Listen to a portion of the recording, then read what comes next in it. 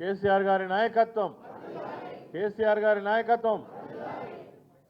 ఈరోజు తెలంగాణ భవన్లో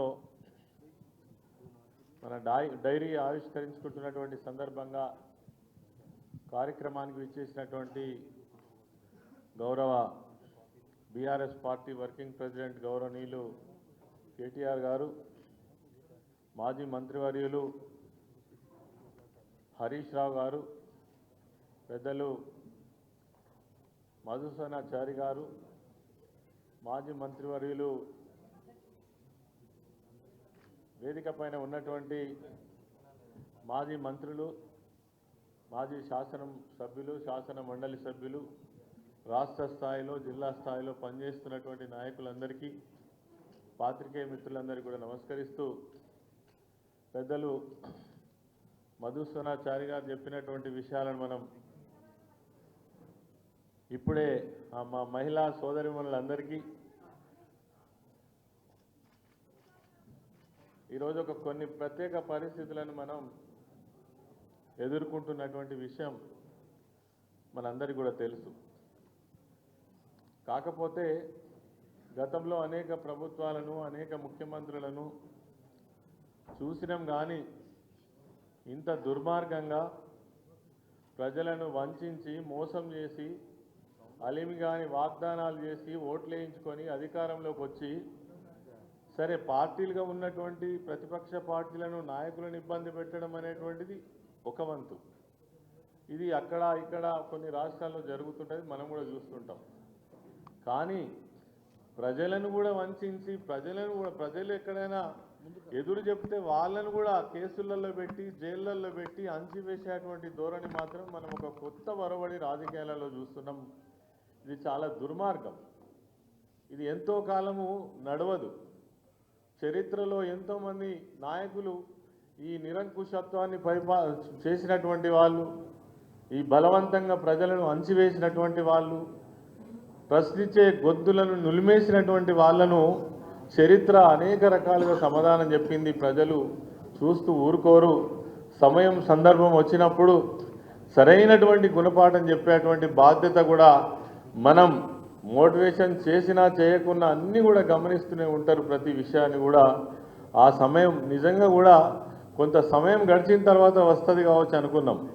కానీ అతి తక్కువ సమయంలో, ఒక సంవత్సర కాలంలో ఇంత ఘోరంగా విఫలమై ప్రజలతో ఇన్ని చీత్కారాలు కొట్టించుకున్నటువంటి ఒక ముఖ్యమంత్రిని, ఇన్ని బూతులు తిట్టినటువంటి ముఖ్యమంత్రిని అయితే నేను దేశంలో ఏ రాష్ట్రంలో కూడా ఏ ముఖ్యమంత్రిని స్వాతంత్రం వచ్చినప్పటి నుంచి ఇప్పటి వరకు అయితే మనం చూడలేదు.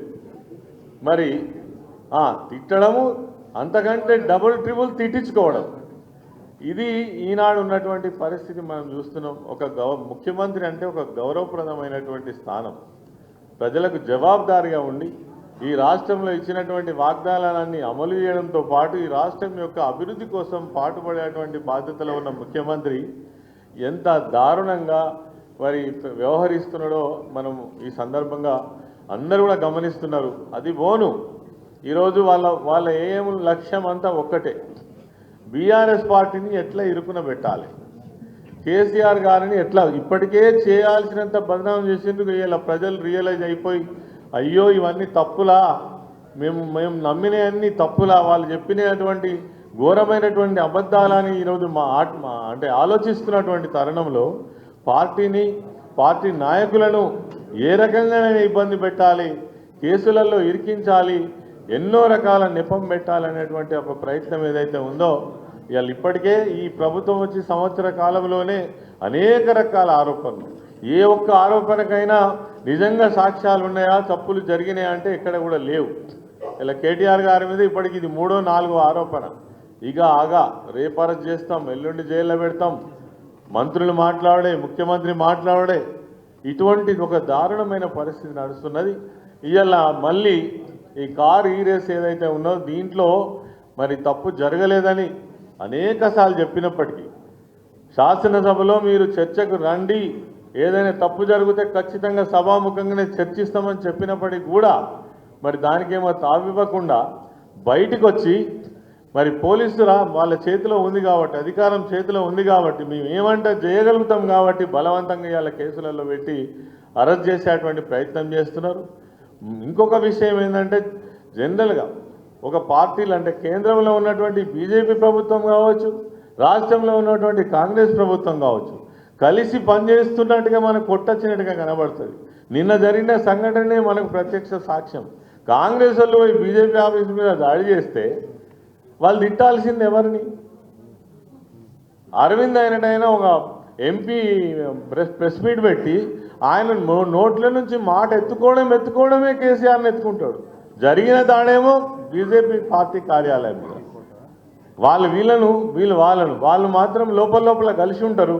ఇలా ఇద్దరికి టార్గెట్ మనం అయినామనేటువంటిది మాత్రం ఖచ్చితంగా ఇద్దరు కలిసి మనను మరి ఎక్కడైనా ఇబ్బంది పెట్టాలనే ప్రయత్నం చేస్తున్నారు. దీన్ని నాయకులు కార్యకర్తలుగా మనం మాత్రం ఖచ్చితంగా అర్థం చేసుకోవాల్సిన అవసరం ఉంది.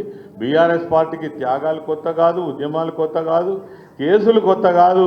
ఈ రకమైనటువంటి ఎన్ని వచ్చినా ఎదుర్కొనేటువంటి శక్తి సత్తా బీఆర్ఎస్ పార్టీకి ఉంది. కేసీఆర్ గారి నాయకత్వంలో, మన యువ నాయకుల నాయకత్వంలో ముందుకు కదులుదామని ఈ సందర్భంగా మనవి చేస్తూ మరి ఈ సందర్భంగా మరి మాట్లాడేటువంటి అవకాశం ఇచ్చినటువంటి పెద్దలకు నమస్కరిస్తూ జై తెలంగాణ, జై కేసీఆర్.